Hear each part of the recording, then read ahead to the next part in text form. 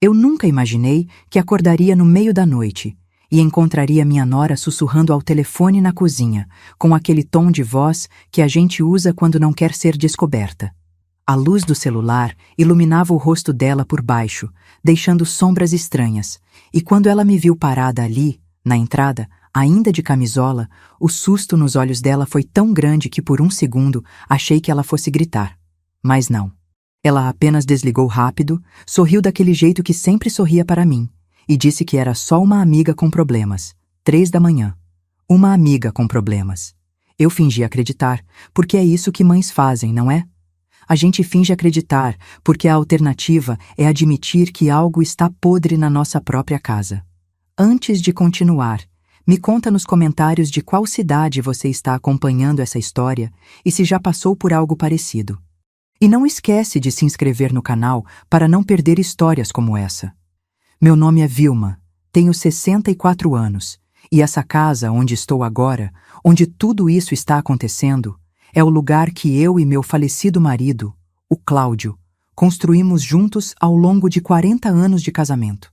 Cada azulejo da cozinha foi escolhido a dedo. Cada foto na parede conta uma história. O pé de jabuticaba no quintal foi plantado quando meu filho Roberto nasceu. Essa casa não é só tijolos e cimento. É a nossa vida inteira. Minha e do Cláudio. E agora, 6 meses depois que ele se foi, depois que o câncer levou ele num piscar de olhos, eu sinto como se essa casa não fosse mais minha. Tudo começou de um jeito tão bonito que até dói lembrar.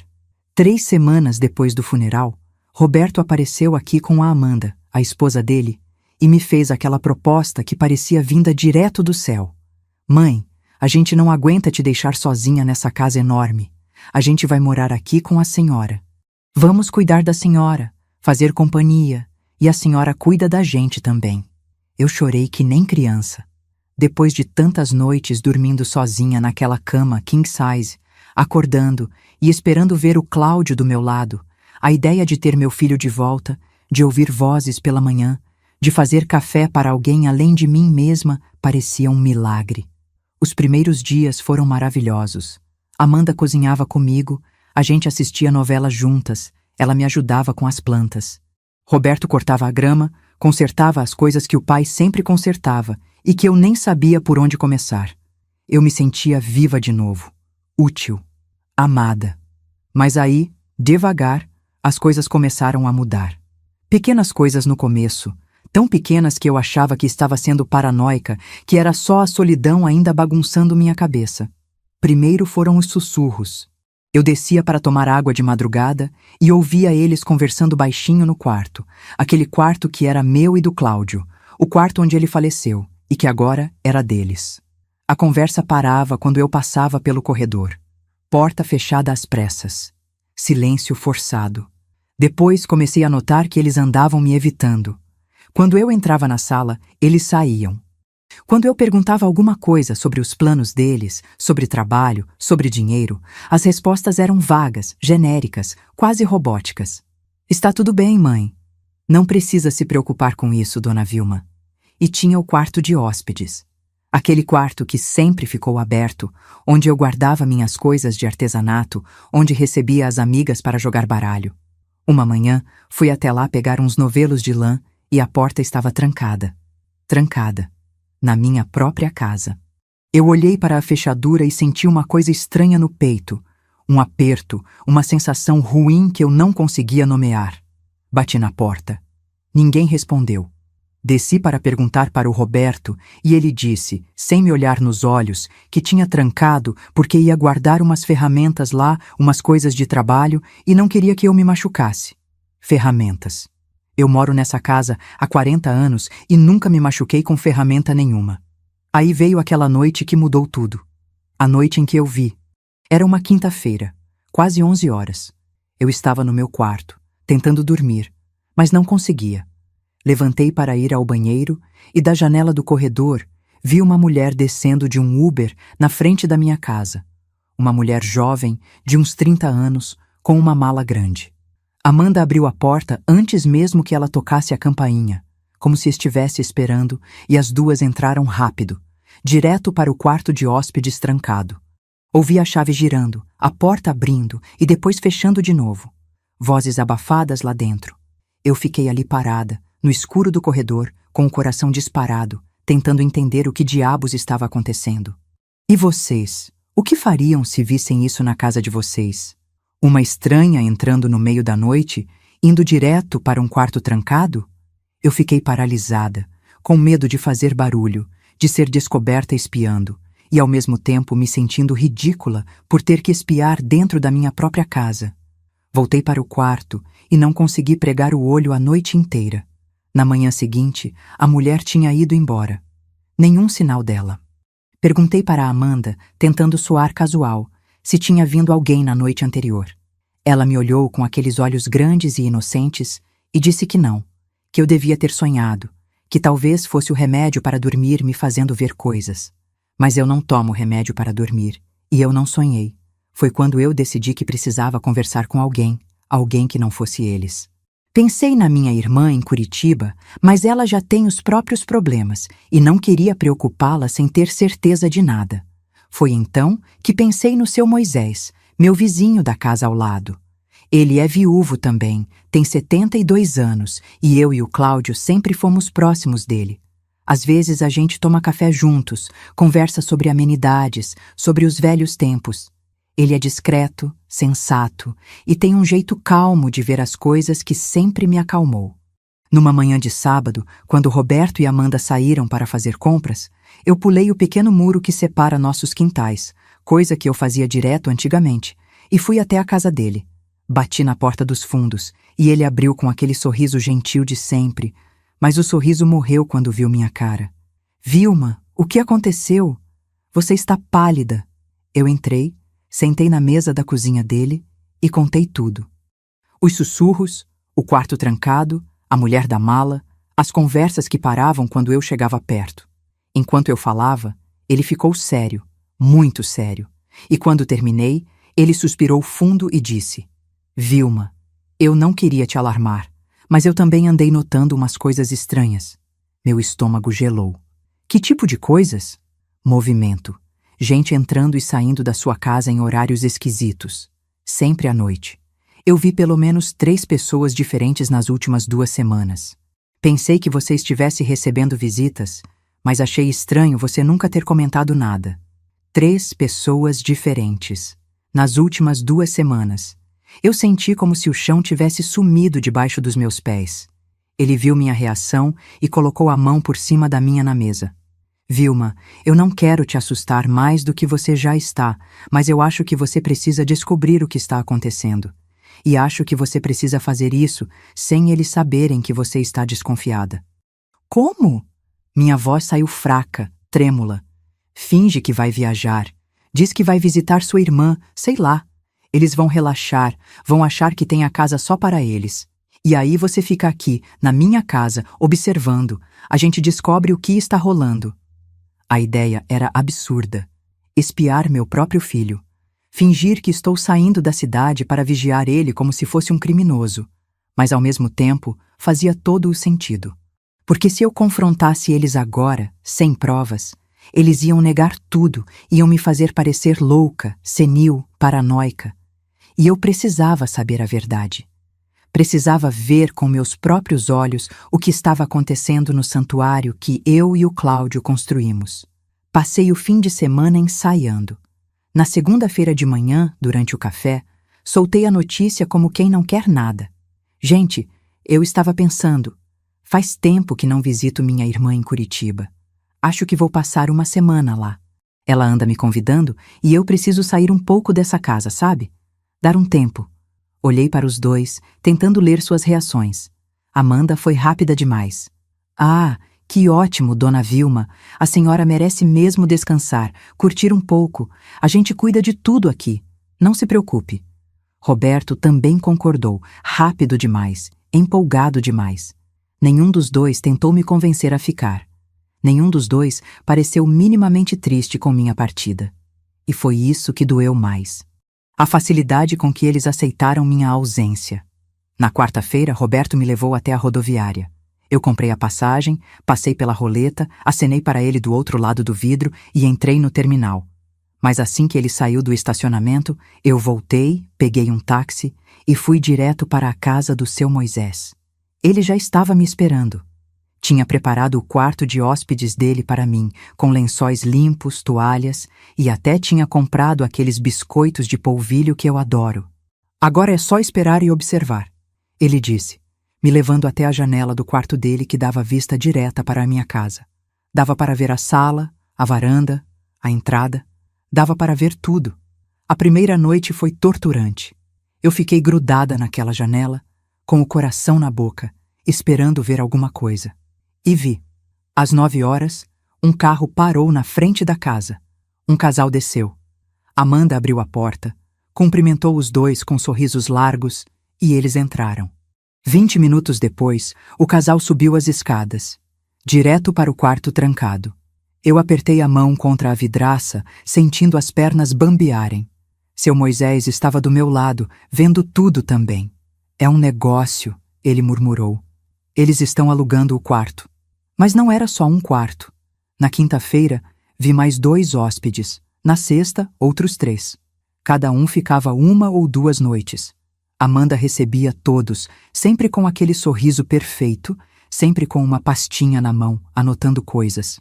E o Roberto ficava na retaguarda, carregando malas, dando as chaves. Eles transformaram a minha casa num hotel clandestino. Estavam lucrando com a minha propriedade, usando o meu teto sem me dizer nada, enquanto eu achava que estava sendo acolhida por amor. E vocês sabem o que é pior do que descobrir que estão te usando? É perceber que você nunca desconfiou porque não queria acreditar que seu próprio filho seria capaz disso. Mas o pior ainda estava por vir. No sábado de manhã, seu Moisés me chamou, nervoso. Vilma, eu preciso te contar uma coisa. Ontem eu fui tomar café na padaria da esquina e a Amanda estava lá conversando com alguém no celular. Eu não quis escutar de propósito, mas ela estava falando alto e... Vilma, ela mencionou seu nome.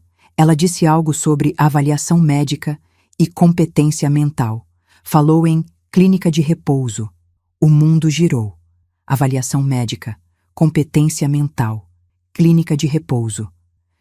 As palavras se chocaram na minha cabeça como pedras. Eu sentei pesado na cadeira da cozinha dele, e foi seu Moisés quem me deu o copo d'água, quem me segurou pelos ombros e disse: "Você precisa ligar para um advogado, agora." Eu liguei para a Helena, minha amiga de décadas, advogada aposentada, mas ainda afiada como uma navalha. Contei tudo. O esquema de hospedagem, as conversas sobre competência mental, o medo que estava crescendo no meu peito como um tumor. E ela, com aquela voz firme e séria, disse: "Vilma, isso é mais comum do que você imagina. Filhos que querem se livrar dos pais para ficar com a herança. Eles vão tentar te declarar incompetente, te internar à força e pegar tudo. E é legal, se eles conseguirem os papéis certos. Você precisa de provas. Provas sólidas." Como?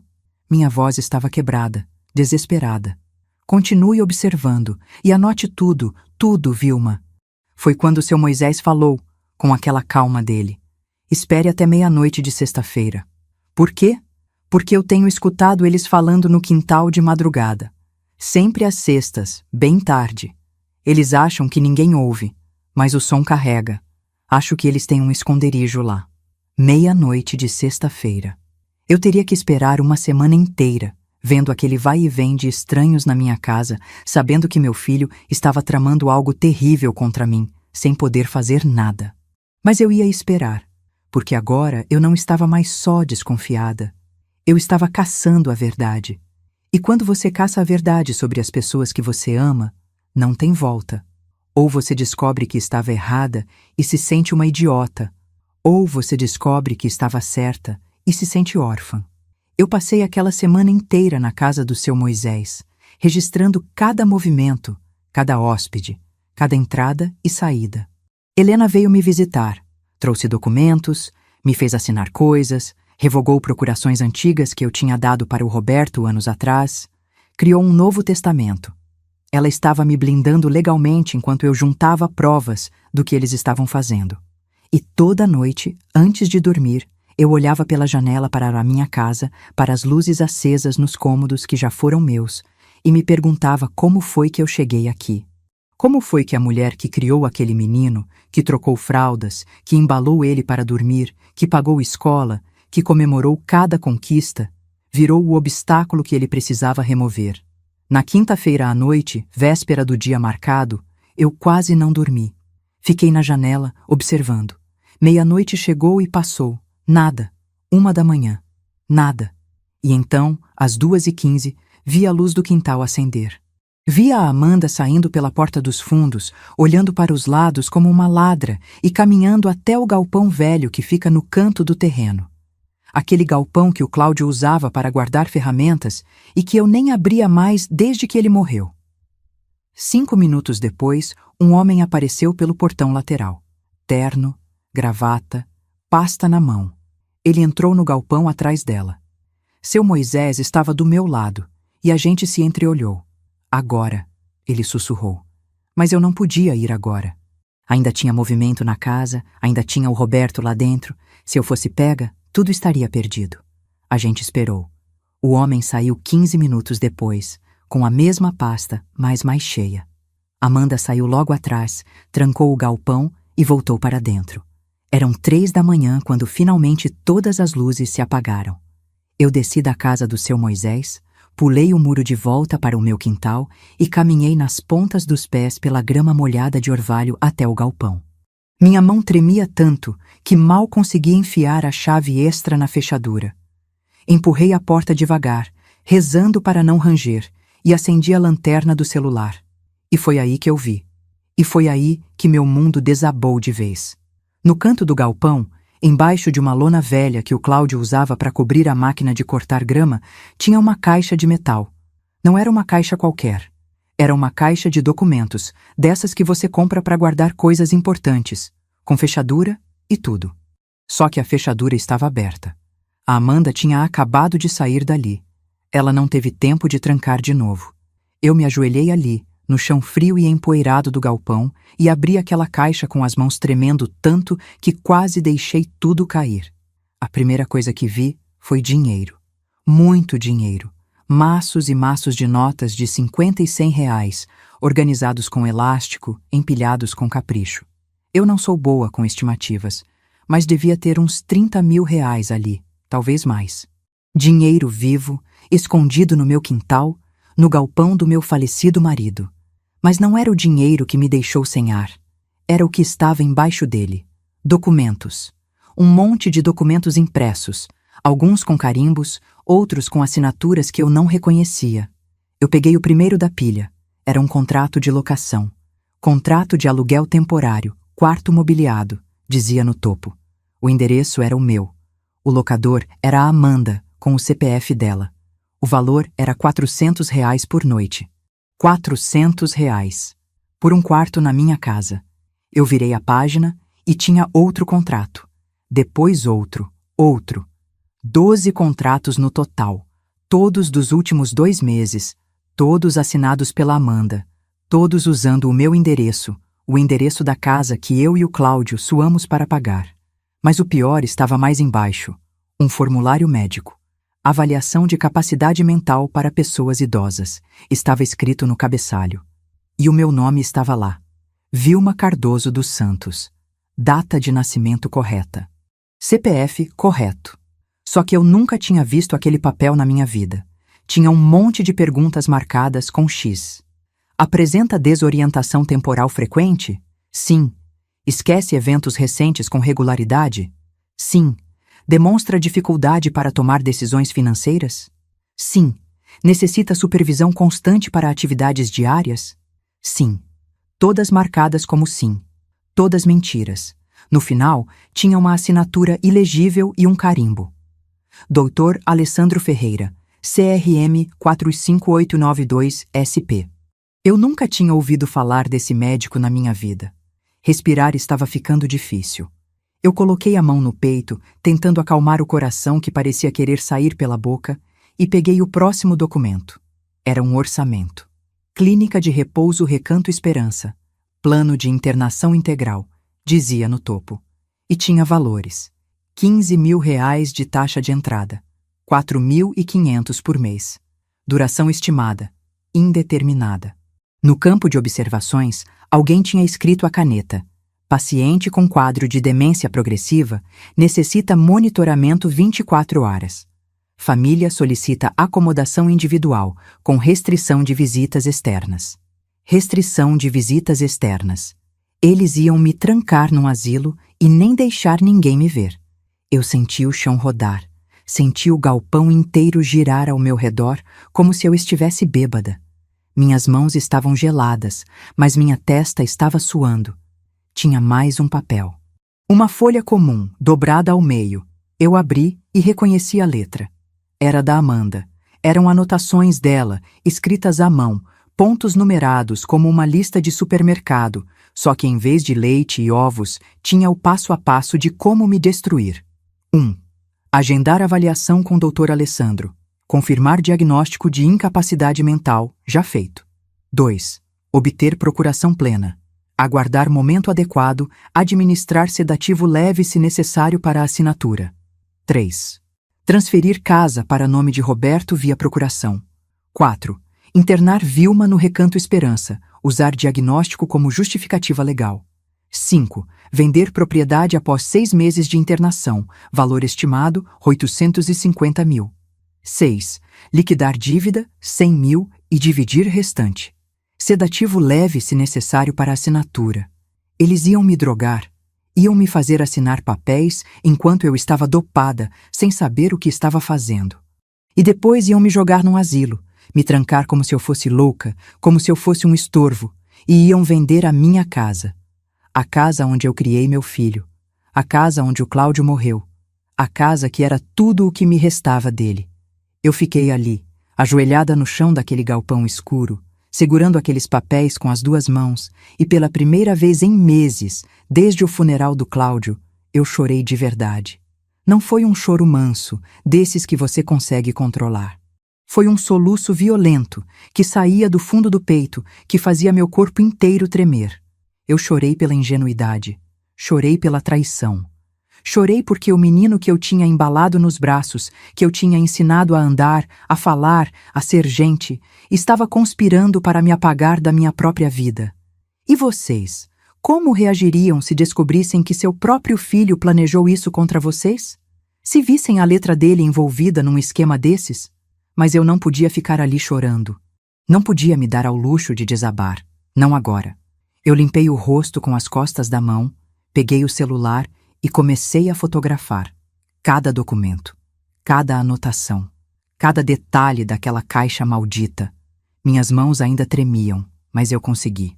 Fotografei os contratos de aluguel, o formulário falso de avaliação médica, o orçamento da clínica e principalmente aquela lista, aquelas instruções escritas pela própria Amanda com a letra caprichada dela, como se estivesse planejando uma festa de aniversário e não um sequestro. Quando terminei, coloquei tudo de volta exatamente como estava, fechei a caixa, cobri com a lona e saí do galpão. Tranquei a porta, voltei pelo quintal, pulei o muro de volta para a casa do seu Moisés, e foi só quando entrei pela porta dos fundos e vi ele me esperando na cozinha, com aquela cara de preocupação, que minhas pernas cederam. Eu desabei na cadeira e ele veio correndo, me segurando pelos ombros. Vilma, o que aconteceu? Você está pálida. Eu só consegui entregar o celular para ele. Vê as fotos, eu sussurrei, porque minha voz não saía mais alta do que isso. Ele pegou o celular, desbloqueou e começou a passar pelas fotos. Eu vi o rosto dele mudar conforme ele ia lendo. Vi a boca dele se abrir levemente. Vi os olhos dele se arregalarem e quando ele chegou na foto da lista manuscrita da Amanda, ele soltou um palavrão baixinho, coisa que eu nunca tinha ouvido sair da boca dele. Meu Deus do céu, Vilma. Isso é tentativa de sequestro. Isso é estelionato. Isso é... Meu filho, eu completei. E minha voz quebrou de novo. Isso é meu filho querendo me apagar. Seu Moisés colocou o celular na mesa e pegou as minhas mãos nas dele. Elas eram grandes, calejadas, quentes. Mãos de quem trabalhou a vida inteira. Mãos de quem sabia o que era sobreviver. Você não vai deixar isso acontecer, ele disse firme. A gente não vai deixar. A gente. Ele disse a gente. Como se a batalha fosse dele também. como se ele estivesse junto comigo naquela guerra. E naquele momento, naquela cozinha simples, com o cheiro de café velho ainda no ar, eu percebi que eu não estava sozinha, que tinha gente que se importava comigo de verdade, sem interesse, sem segundas intenções. E isso me deu uma força que eu nem sabia que ainda existia dentro de mim. Às 7 da manhã, eu liguei para a Helena. Ela atendeu no segundo toque, com aquela voz de quem já estava acordada e tomando café. Vilma, bom dia. Conseguiu alguma coisa? Consegui tudo, eu disse, e mandei as fotos para ela pelo WhatsApp. Eu ouvi o silêncio do outro lado da linha enquanto ela abria as imagens, e depois ouvi a respiração dela mudar, ficar mais rápida, mais pesada. Vilma, isso aqui é ouro. Isso é prova suficiente para acabar com eles. O que eu faço agora? Primeiro, você não volta para aquela casa sem um plano. Segundo, a gente precisa agir rápido, antes que eles executem esse plano. Pela data no orçamento da clínica, eles estão planejando fazer isso em breve. Muito breve. Você disse que sua viagem acaba quando? Amanhã, sexta-feira. Perfeito. Então hoje nós nos preparamos. Eu vou até você. A gente precisa montar uma estratégia. E Vilma? A voz dela ficou mais baixa, mais séria. Você vai ter que ser forte, porque quando a gente jogar essa bomba, não vai ter volta. Você entende? Eu entendi. Ela estava me perguntando se eu estava pronta para acabar de vez com qualquer chance de reconciliação com meu filho. Se eu estava pronta para transformar aquilo numa guerra aberta, com advogados, polícia, consequências legais. Eu olhei para a janela, para a minha casa lá do outro lado do muro, e pensei no Cláudio. Pensei em quanto tempo a gente levou para pagar aquela casa. Pensei em quantos sacrifícios a gente fez. E pensei que ele nunca, nunca perdoaria se eu deixasse aquilo passar. Estou pronta, eu disse. Helena chegou ao meio-dia, com uma pasta cheia de documentos e um gravador digital minúsculo. A gente sentou na mesa da cozinha do seu Moisés e ela explicou o plano. Primeiro, vamos bloquear qualquer possibilidade de eles conseguirem aquela procuração.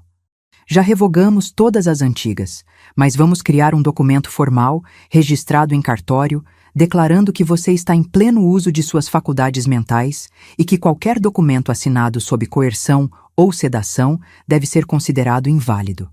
Segundo, vamos preparar uma denúncia formal contra o Dr. Alessandro por falsificação de documento médico. O CRM vai adorar investigar isso. Terceiro, e mais importante, vamos pegar eles em flagrante. Como? Seu Moisés perguntou. Helena sorriu. Não era um sorriso feliz. Era um sorriso de quem estava prestes a dar o cheque-mate. A casa deles é ilegal como estabelecimento de hospedagem. Eles não têm alvará, não pagam impostos, não têm licença nenhuma. E a prefeitura adora multar esse tipo de coisa.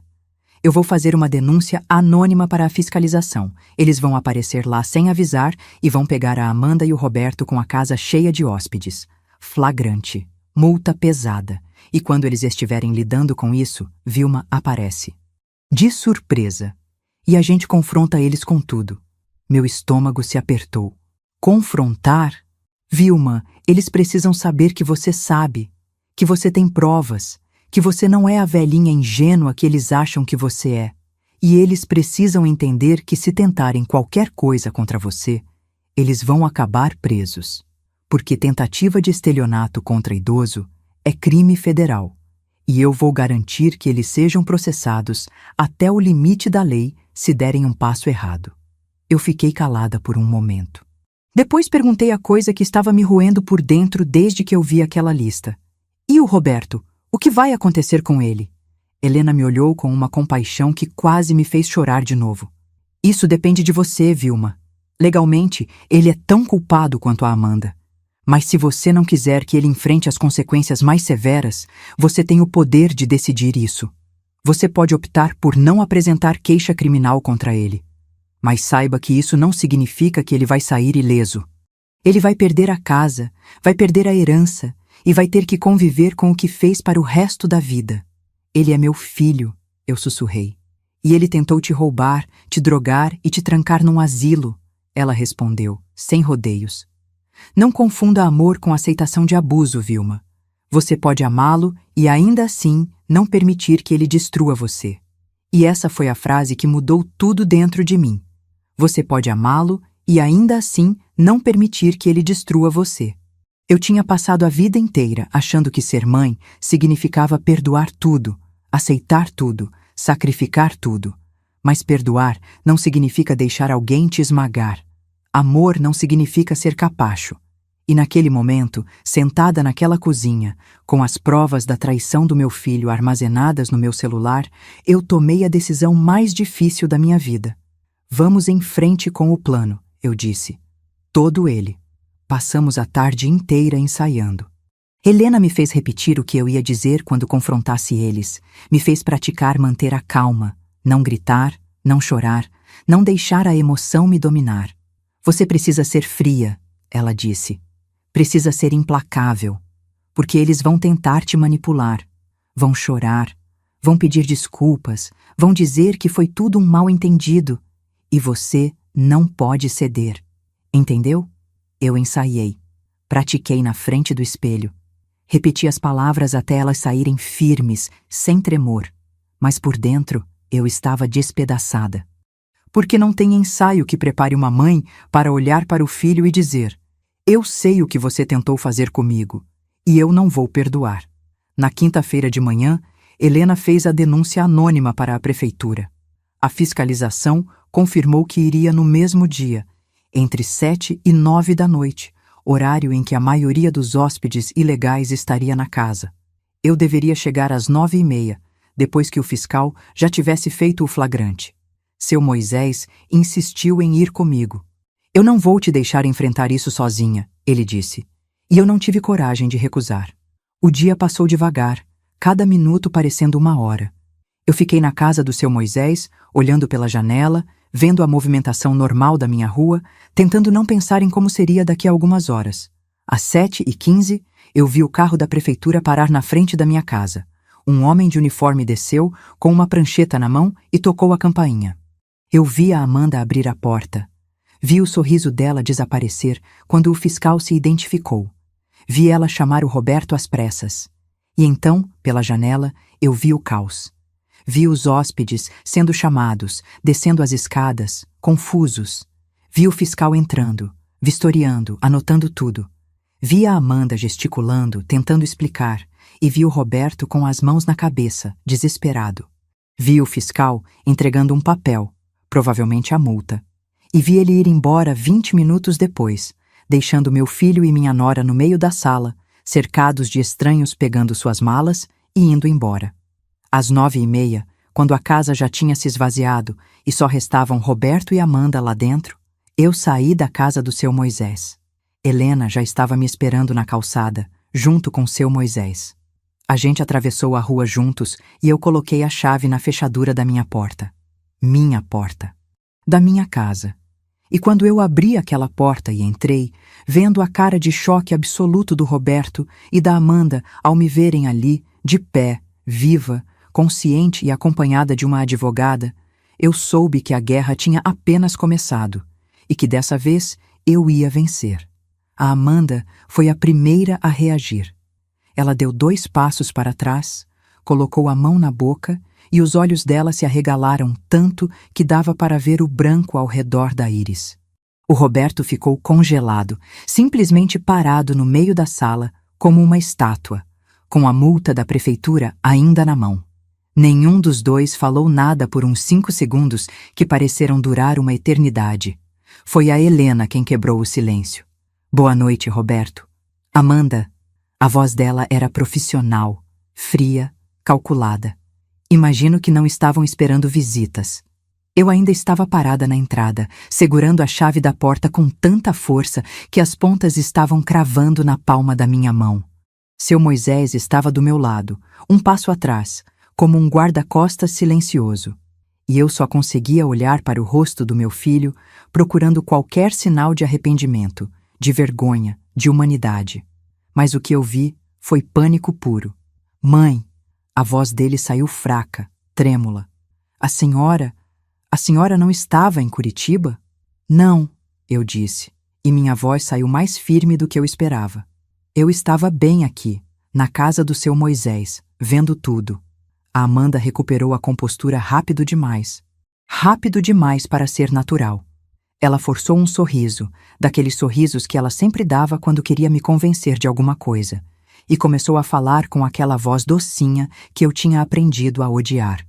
Dona Vilma, que susto a senhora nos deu. A gente pode explicar tudo, esse mal-entendido todo? Não é um mal-entendido. Helena a cortou, seca. E vocês não vão explicar nada. Vocês vão ouvir. Eu entrei na sala, passei por eles e sentei na minha poltrona. A poltrona onde eu e o Cláudio assistíamos TV juntos, onde eu lia meus livros, onde eu tricotava. A minha poltrona, na minha sala, na minha casa.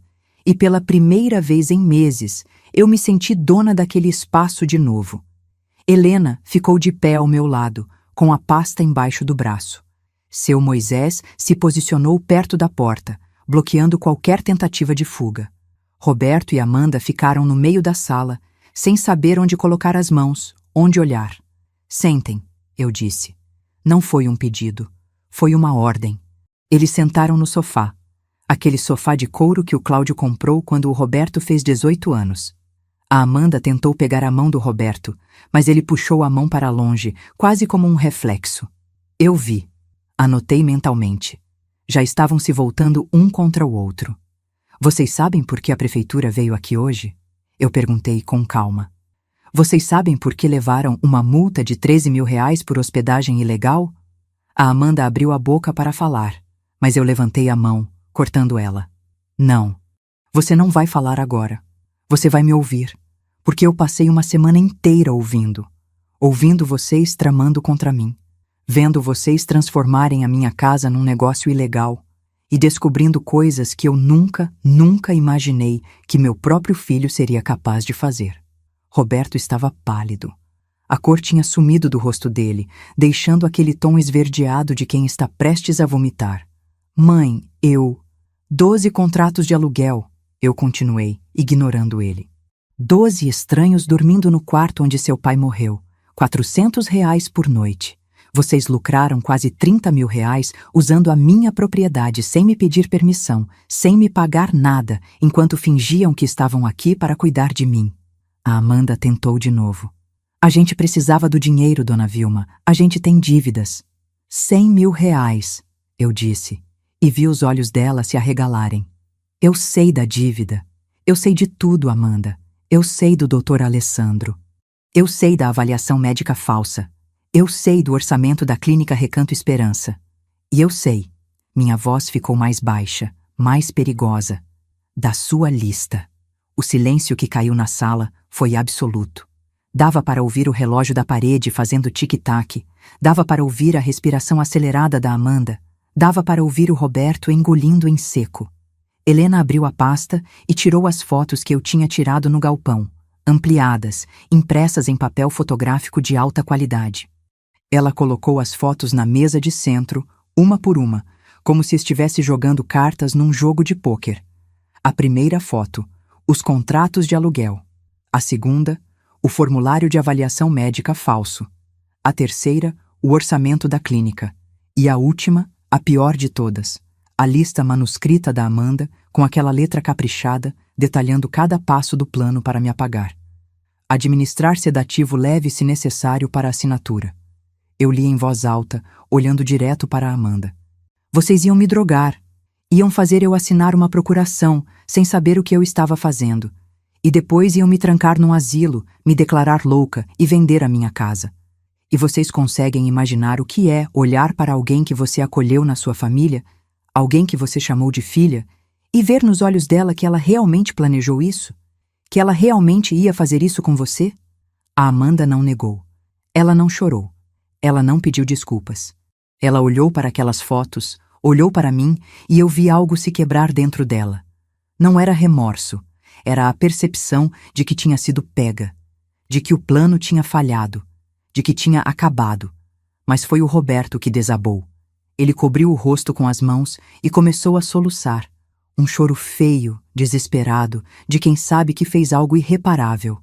Mãe, me desculpa, me desculpa, me desculpa. Ele repetia isso como um mantra, balançando para frente e para trás no sofá. Eu queria sentir pena. Queria me levantar, abraçar meu filho, dizer que estava tudo bem. Mas não estava tudo bem. E nunca mais ia estar. Você me desculpa? Eu perguntei, e minha voz estava estranhamente calma. Você queria me drogar, me roubar, me trancar como se eu fosse um animal, e você quer que eu te desculpe? Foi ideia dela? Ele gritou de repente, apontando para a Amanda. Foi tudo ideia dela? Ela que planejou, ela que encontrou o médico, ela que escreveu aquela lista. Eu só concordei porque a gente estava desesperado. A gente ia perder tudo. Cala a boca! A Amanda gritou de volta, levantando do sofá. Cala a boca, Roberto! Você estava tão envolvido quanto eu. Você assinou os contratos, você recebeu os hóspedes, você sabia de tudo. Mas eu não queria, ele berrou, levantando também. Eu não queria fazer isso com a minha mãe. Eu te disse que a gente podia arranjar outro jeito, mas você insistiu. Outro jeito como, Roberto? Tomar mais dinheiro emprestado? Fugir dos credores? Vocês estavam prestes a perder o apartamento, seu carro, tudo. E sua mãe estava aqui, sozinha, nessa casa enorme, sentada em cima de quase R$1 milhão em propriedade, enquanto a gente passava fome. Eu não estava sentada em cima de nada, eu gritei, e foi a primeira vez que levantei a voz. Todos se viraram para mim, assustados. Essa casa não é uma commodity, não é um investimento, é a minha vida. É onde eu criei você, Roberto. É onde seu pai morreu nos meus braços. E você ia tirar isso de mim. Ia me tirar de mim mesma. Eu me levantei da poltrona e minhas pernas tremiam, mas eu me mantive de pé. Vocês queriam essa casa? Queriam esse dinheiro todo? Então vou te contar uma coisa. Essa casa vale R$850 mil. Eu sei porque vocês botaram isso na lista. Mas sabe para quem essa casa vai quando eu morrer? Para ninguém de vocês. Helena tirou outro documento da pasta. Novo Testamento, ela anunciou. Registrado em cartório esta manhã. Todas as propriedades, contas bancárias e bens de Vilma Cardoso dos Santos serão doados para instituições de caridade que protegem idosos de abuso financeiro e familiar. Roberto dos Santos foi formalmente deserdado. Amanda dos Santos nunca esteve incluída como beneficiária. Roberto ficou branco como papel. Mãe, não. E tem mais, Helena continuou. Todas as procurações anteriormente concedidas a Roberto dos Santos foram revogadas e anuladas. Foi criado um documento assinado por 3 médicos independentes atestando que Vilma está em perfeito uso de suas faculdades mentais. Qualquer tentativa de declará-la incompetente será contestada com esse laudo. E quanto ao Dr. Alessandro? Ela sorriu friamente. O CRM já foi informado sobre a falsificação de documentos médicos. Ele está sendo investigado e provavelmente vai perder o registro. A Amanda deixou escapar um ruído que era metade riso, metade soluço histérico. Isso não pode estar acontecendo. Isso não pode... E quanto ao dinheiro que vocês esconderam no galpão, eu disse. Os R$30 mil que vocês ganharam transformando a minha casa num bordel? Não era um bordel.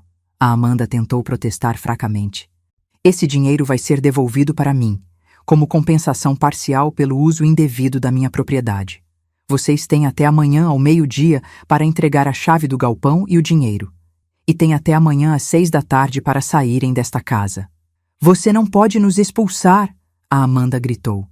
A gente mora aqui. Helena sorriu. Ela pode e vai. Vocês nunca tiveram um contrato de aluguel, nunca pagaram aluguel e foram pegos operando um negócio ilegal na propriedade dela. Se vocês não saírem voluntariamente, eu vou à delegacia amanhã e registro uma queixa por invasão de propriedade, estelionato e tentativa de fraude contra idoso. E aí, vocês não vão só sair da casa. Vocês vão sair algemados. Eu vi a realidade batendo neles. Vi o Roberto perceber que tinha perdido tudo. A mãe, a herança, a casa, o futuro. Vi a Amanda calcular rapidamente as opções e perceber que não tinha nenhuma. Vi os dois entenderem que a velhinha ingênua que eles achavam que estavam manipulando tinha virado o jogo completamente. Eu vou apresentar queixa criminal contra você, Amanda, eu disse, olhando direto para ela. Vou processar você por falsificação, tentativa de estelionato e todo crime que a Helena conseguira encontrar na lei. Mas você, Roberto, eu me virei para o meu filho. Você eu vou poupar da prisão. Não porque você merece, mas porque eu prometi para o seu pai, no leito de morte dele, que eu sempre protegeria você, mesmo de você mesmo. Roberto começou a chorar de novo, mas dessa vez era um choro mais baixo, mais quebrado.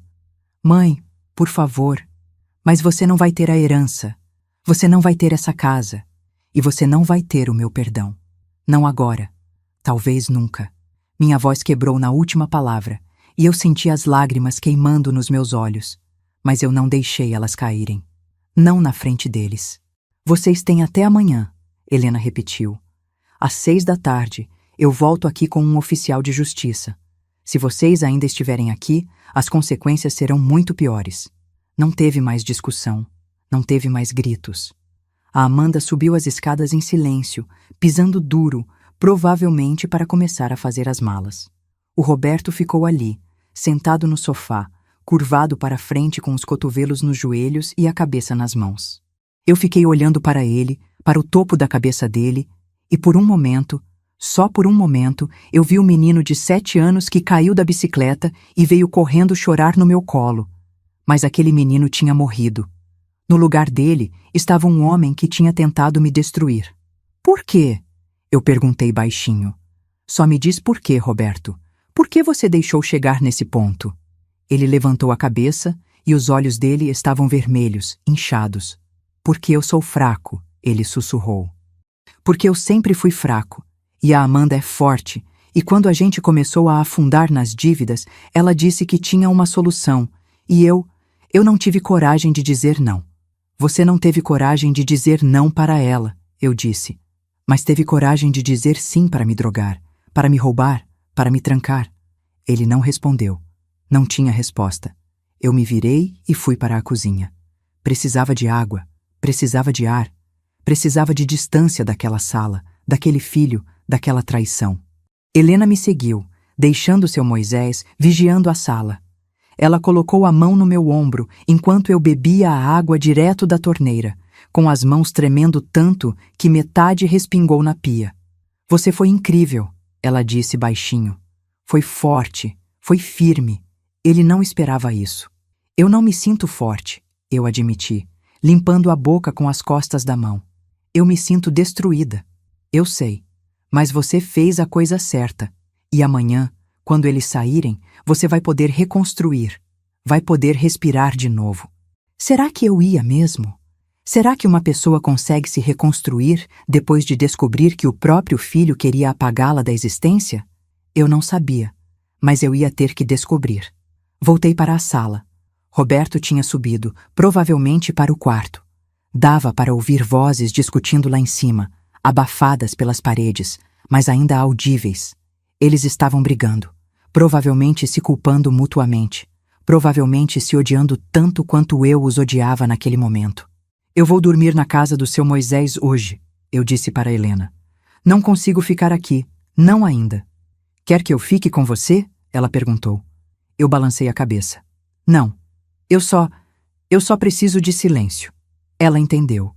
Pegou a pasta, me abraçou rápido e foi embora, prometendo voltar às 5:30 da tarde do dia seguinte para supervisionar a saída deles. Eu e seu Moisés voltamos para a casa dele, atravessando o quintal em silêncio, e quando eu entrei naquela casa que tinha sido meu refúgio durante a semana mais surreal da minha vida, eu finalmente deixei as lágrimas caírem. E chorei tudo o que eu tinha segurado. Chorei pela família que eu pensei que tinha. Chorei pelo filho que eu perdi. Chorei pela casa que foi profanada. E chorei pelo Cláudio, porque ele não estava aqui para me ajudar a carregar esse peso. Mas no fundo mesmo, por baixo de toda a dor e da traição, tinha uma coisa pequena mas resistente começando a crescer. Alívio. Porque amanhã eles iam embora. E a casa ia ser minha de novo. Eu não dormi naquela noite. Fiquei deitada na cama de hóspedes do seu Moisés, olhando para o teto, ouvindo os sons da madrugada. Carros passando na rua. Cachorros latindo ao longe. E do outro lado do muro, muito de vez em quando, o barulho abafado de coisas sendo arrastadas, portas batendo, vozes discutindo. Eles estavam fazendo as malas. Estavam desmontando a vida que tinham tentado construir em cima das ruínas da minha. Às 6 da manhã, eu levantei. Não tinha sentido continuar fingindo que ia conseguir dormir. Seu Moisés já estava na cozinha fazendo café e, quando ele me viu, não disse nada. Só serviu uma xícara para mim. Colocou na minha frente com aqueles biscoitos de polvilho e sentou do outro lado da mesa. A gente tomou café em silêncio e, de alguma forma, aquele silêncio disse mais do que qualquer palavra poderia dizer. Você quer que eu vá com você? Ele perguntou quando terminamos. Eu balancei a cabeça. Não, eu preciso fazer isso sozinha. Mas obrigada. Por tudo. Ele pegou a minha mão por cima da mesa e apertou. Você é mais forte do que pensa, Vilma. Muito mais forte. Às 9 da manhã, eu atravessei o quintal de volta para a minha casa. A porta dos fundos estava destrancada. Entrei devagar, como se estivesse invadindo um território inimigo, e fui até a sala. Tinha caixas empilhadas por toda parte. Malas no corredor. A casa parecia um depósito, caótica e estranha. Subi as escadas, pisando de leve, e parei na porta do quarto que tinha sido meu e do Cláudio. Eles estavam lá dentro, arrumando as últimas coisas. A Amanda nem olhou para mim quando eu apareci. Ela só continuou dobrando roupas e jogando dentro de uma mala grande, com movimentos bruscos, raivosos, mas o Roberto parou. Ele me viu e ficou parado ali, segurando uma camisa nas mãos, e eu vi a vergonha no rosto dele. Vi o peso do que ele tinha feito esmagando ele. Mãe, ele começou. Só quero saber se vocês vão sair no horário, eu disse cortante. Não queria conversa. Não queria explicações. Não queria ouvir mais desculpas. A gente vai, a Amanda respondeu por ele, ainda sem me olhar. Pode ficar tranquila, daqui a pouco você vai ter sua preciosa casa de volta. Tinha tanto veneno naquela frase que eu quase ri. Preciosa casa. Como se eu fosse a vilã por não deixar eles me roubarem. Como se eu fosse a egoísta por querer manter o que era meu. Mas eu não mordi a isca. Só virei as costas e desci. Passei o dia organizando a bagunça que eles tinham deixado. Lavei os lençóis do quarto de hóspedes que tinha sido transformado em quarto de hotel. Joguei fora as coisas que os estranhos tinham esquecido. Um carregador de celular, uma escova de cabelo, uma revista amassada. Limpei cada canto daquele quarto como se pudesse apagar a memória do que tinha acontecido ali. Mas algumas manchas não saem. Não importa o quanto você esfregue. Às 5h30, a Helena chegou, junto com um oficial de justiça, exatamente como tinha prometido. Às 6 em ponto, Roberto e Amanda desceram as escadas pela última vez, carregando as últimas malas. Eles empilharam tudo na frente da casa, onde um carro de aplicativo já estava esperando. Não ia caber tudo numa viagem só. Iam precisar de pelo menos 2. O oficial de justiça conferiu a casa, sala por sala, verificando se eles tinham tirado tudo, se não tinham danificado nada. Quando ele terminou, ele me entregou um documento. Tudo certo, senhora. A propriedade foi desocupada conforme o acordo. Se houver qualquer tentativa de retorno sem sua autorização, a senhora pode chamar a polícia. Roberto estava parado na calçada, olhando para a casa. Para a casa onde ele tinha crescido, onde tinha aprendido a andar de bicicleta no quintal, onde tinha comemorado cada aniversário até sair de casa aos 23 anos. E eu vi nos olhos dele que ele estava percebendo, talvez pela primeira vez, o que ele tinha perdido. Não era só a herança, não era só o dinheiro. Era o lugar no mundo onde ele sempre soube que podia voltar. Era a mãe que sempre o tinha amado incondicionalmente. Era a família. Ele deu um passo na minha direção. Mãe, eu levantei a mão. Não agora, Roberto. Talvez um dia, mas não agora. Ele assentiu com os olhos cheios d'água e entrou no carro. A Amanda já estava lá dentro, olhando pelo vidro com uma expressão dura, fechada. O carro arrancou, levando eles embora, e eu fiquei ali parada na calçada, vendo eles desaparecerem na curva da rua.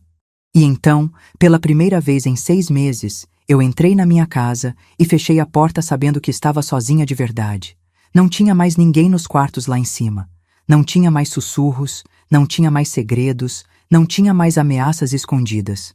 Era só eu, as paredes que o Cláudio tinha pintado e o silêncio. Eu andei pela casa devagar, passando a mão pelas coisas. A mesa da sala de jantar onde a gente comia todo domingo. A estante com as fotos de casamento, de quando o Roberto era criança, de quando a vida era mais simples. O relógio de parede que o Cláudio tinha ganhado do pai dele. Cada objeto era uma memória, e eu precisava fazer as pazes com cada uma delas.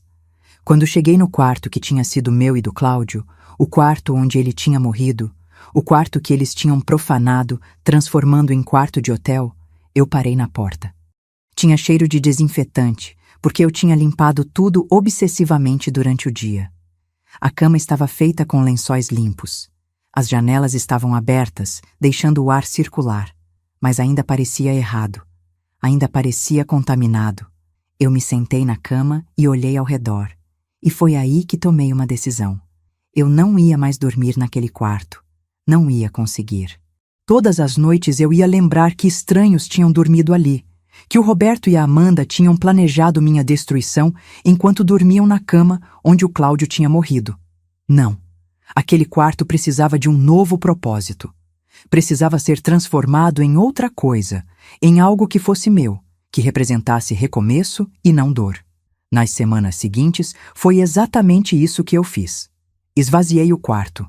Doei a cama king size, doei as cômodas, doei tudo. Pintei as paredes de um amarelo suave, cor de esperança. Coloquei uma escrivaninha perto da janela, comprei cavaletes, telas, tintas. Transformei aquele quarto num ateliê. Eu sempre tinha gostado de pintar, mas nunca tinha tempo, nunca tinha espaço. Agora eu tinha os dois. A Helena vinha me visitar toda semana, trazendo notícias. O doutor Alessandro estava sendo investigado pelo CRM e já tinha sido suspenso preventivamente. Eles tinham encontrado outros casos de avaliações falsas, outros idosos que ele tinha ajudado a declarar incompetentes em troca de dinheiro. Ele provavelmente ia perder o registro e responder criminalmente. A Amanda tinha tentado contratar um advogado para se defender das acusações, mas estava difícil porque as provas eram sólidas demais. Os contratos falsos, a lista manuscrita, tudo estava trabalhando contra ela. Quanto ao Roberto, Helena me disse que ele e a Amanda tinham se separado. Ela tinha voltado para a casa dos pais dela, e ele estava morando num apartamento minúsculo, trabalhando em 2 empregos para pagar a dívida e a multa da prefeitura. Ele não tinha tentado entrar em contato comigo, não tinha mandado mensagem, não tinha ligado, nada. E eu não sabia se ficava aliviada ou mais magoada com isso. Seu Moisés se tornou meu melhor amigo. A gente tomava café juntos toda manhã, alternando entre a casa dele e a minha. Ele me ajudou a plantar um jardim novo no quintal, do lado oposto ao galpão, porque eu não conseguia olhar para aquele galpão sem lembrar da caixa de metal e dos documentos. A gente assistia filmes antigos na TV, jogava buraco, falava sobre os velhos tempos com nossos cônjuges falecidos. E aos poucos, a casa foi deixando de ser um campo de batalha e voltou a ser um lar. 3 meses depois da expulsão, numa manhã de sábado, eu estava no ateliê pintando quando a campainha tocou. Era o carteiro, com uma carta registrada. Quando eu vi o nome do remetente, meu coração disparou. Roberto dos Santos. Eu segurei aquela carta nas mãos por quase 1 hora antes de ter coragem de abrir. Quando finalmente rasguei o envelope e tirei as folhas de dentro, eu vi que eram 3 páginas escritas à mão com a letra do Roberto. A mesma letra que eu tinha ensinado ele a fazer quando ele estava na 1ª série. Mãe, eu sei que você não quer falar comigo. Eu sei que eu não mereço, nem que você leia essa carta. Mas eu precisava escrever, porque tem coisas que eu preciso que você saiba, mesmo que você nunca me perdoe. Primeiro, eu e a Amanda nos separamos. Não por causa da situação legal, não porque eu estou com raiva dela por ter me metido nisso, mas porque eu finalmente abri os olhos e vi que tipo de pessoa ela sempre foi e que tipo de pessoa eu me tornei ao lado dela. Ela não tem remorso, mãe. Nenhum. Ela acha que a gente foi azarado por ter sido pego, só isso. E quando eu percebi isso, percebi que eu não podia mais olhar para ela. Segundo, eu sei que fui fraco. Você disse aquilo na sala e você estava certa. Eu sempre fui fraco. Desde criança eu deixava os outros decidirem por mim, me empurrarem, me manipularem. E quando as dívidas começaram, quando a gente estava desesperado, eu deixei a Amanda me convencer de que havia uma solução fácil. Eu deixei ela me convencer de que você não ia sentir falta da casa, que você ia ficar bem na clínica, que era melhor para todo mundo. E a verdade que me mata todo dia, é que uma parte de mim sabia que era errado, mas eu estava com tanto medo de perder tudo que eu ignorei essa parte. Terceiro, e mais importante, eu sinto muito. Eu sinto muito de um jeito que não tem palavras. Eu traí você, mãe. Traí tudo que você e o pai me ensinaram. Traí a memória dele. E eu vou carregar isso pelo resto da vida. Eu não estou pedindo perdão, porque eu sei que eu não mereço. Eu só queria que você soubesse que eu sei o quanto eu estraguei tudo, e que eu vou passar o resto da minha vida tentando ser uma pessoa melhor do que eu fui. Eu pago a dívida aos poucos. Trabalho de dia numa loja de construção e à noite faço entregas de aplicativo. Vai levar anos, mas eu vou pagar. E quando eu terminar, eu vou procurar um jeito de compensar você pelo que eu fiz. Eu sei que dinheiro não paga, mas é o que eu posso oferecer. A senhora não precisa responder essa carta. Não precisa fazer nada. Eu só precisava que você soubesse que o seu filho, o filho que você criou, ainda existe em algum lugar aqui dentro. Ele estava enterrado, sufocado pela ganância e pelo desespero, mas ele ainda está aqui, e ele está com vergonha. E ele está arrependido. Eu te amo, mãe. Eu sempre vou te amar. E eu nunca vou parar de sentir falta de você. Roberto. Eu li aquela carta 3 vezes. Na primeira, eu chorei. Na segunda, eu fiquei com raiva, porque palavras bonitas não desfazem ações horríveis. Na terceira, eu só fiquei cansada. Cansada de carregar tanta mágoa, tanta dor, tanta decepção. E vocês sabem o que é mais difícil? É perceber que você pode reconhecer o arrependimento de alguém e ainda assim não conseguir perdoar. Que o amor que você sente por essa pessoa continua lá, mas está misturado com tanta mágoa que você não sabe mais como separar um do outro. Eu guardei a carta numa gaveta do ateliê. Não respondi. Não ainda. Talvez nunca. Mas também não joguei fora. Porque uma parte de mim, a parte que ainda é mãe, quer acreditar que ele realmente mudou. Que ele realmente entendeu. Mesmo que outra parte, a parte que quase foi apagada, nunca consiga confiar nele de novo. 6 meses depois da expulsão, eu estava no quintal regando as flores novas quando seu Moisés apareceu com um bolo que ele tinha tentado fazer. Tinha ficado meio torto, meio queimado nas beiradas, mas ele estava tão orgulhoso que eu não tive coragem de rir. A gente sentou na varanda, comeu aquele bolo horrível com café e conversou sobre amenidades.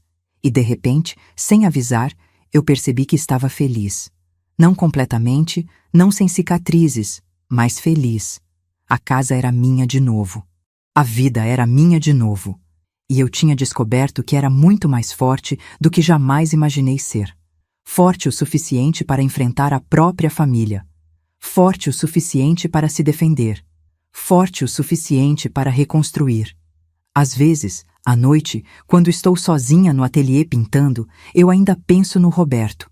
Ainda me pergunto se ele está bem, se está comendo direito, se está dormindo o suficiente. Porque você não deixa de ser mãe só porque seu filho te traiu. O amor não desaparece assim. Mas ele muda. Ele se transforma em algo mais complicado, mais cauteloso, mais dolorido. Mas eu sobrevivi. E não só sobrevivi. Eu venci. Recuperei minha casa, minha autonomia, minha dignidade. E aprendi que perdoar alguém e permitir que essa pessoa te destrua são coisas completamente diferentes. Que você pode amar alguém de longe, com fronteiras, com proteção. E que, às vezes, a maior prova de amor próprio é dizer não, mesmo para quem você mais ama no mundo. A casa está em paz agora. O ateliê está cheio de cores, o jardim está florido, e eu, Vilma Cardoso dos Santos, 64 anos, viúva, mãe ferida mas não quebrada, estou viva, estou inteira, e estou livre. E isso, no final das contas, é tudo o que importa.